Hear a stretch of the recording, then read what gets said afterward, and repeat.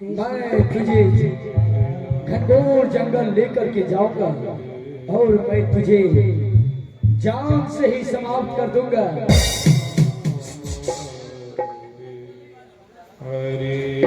चल मेरी माया, चल या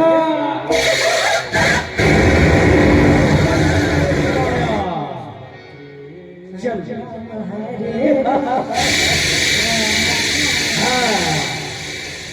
चल मेरी माया, चल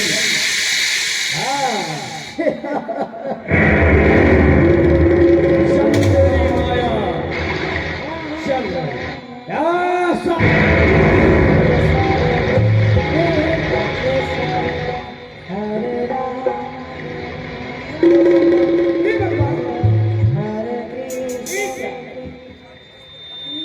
मैं तो अपने महल में सो रही थी।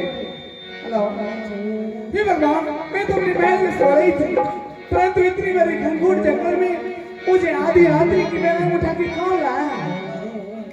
कोई मुझे दिखाई नहीं दे रहा।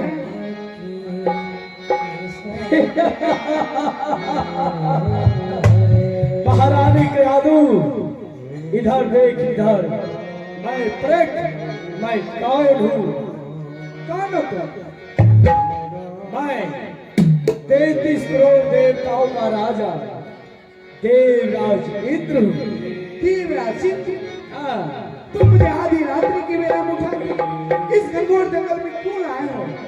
मैं इसलिए लाया हूँ, तुम्हारी गर्भ में जो संतान पल रहा है वो हम तमाम देवताओं का वो शत्रु है।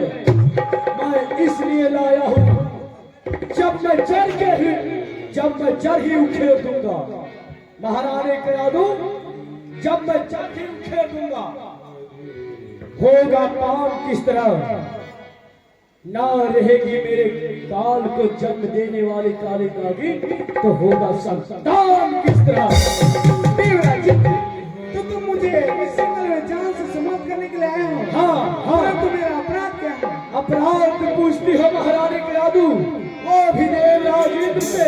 महारानी के यादू, तुम अपराध की बात करती हो।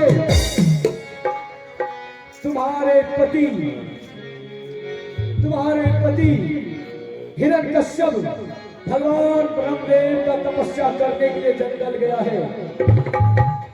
ये बता महारानी के यादू,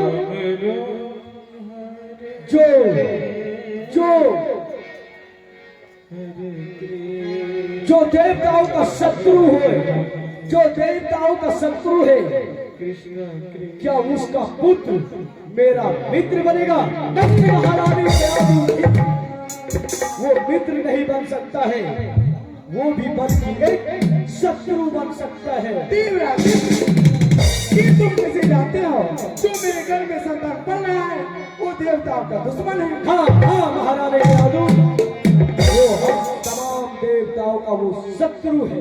देवराज, ये तुम ठीक नहीं कर रहे हो। शायद तुम मेरे पति के क्रोध को जानते नहीं हो। अगर मेरा पति जान जाएंगे कि तुम मुझे आधी रात्रि की बेला में उठा के इस घनघोर जंगल में आए हो, वो तुम्हें जान से समाप्त कर सकती है।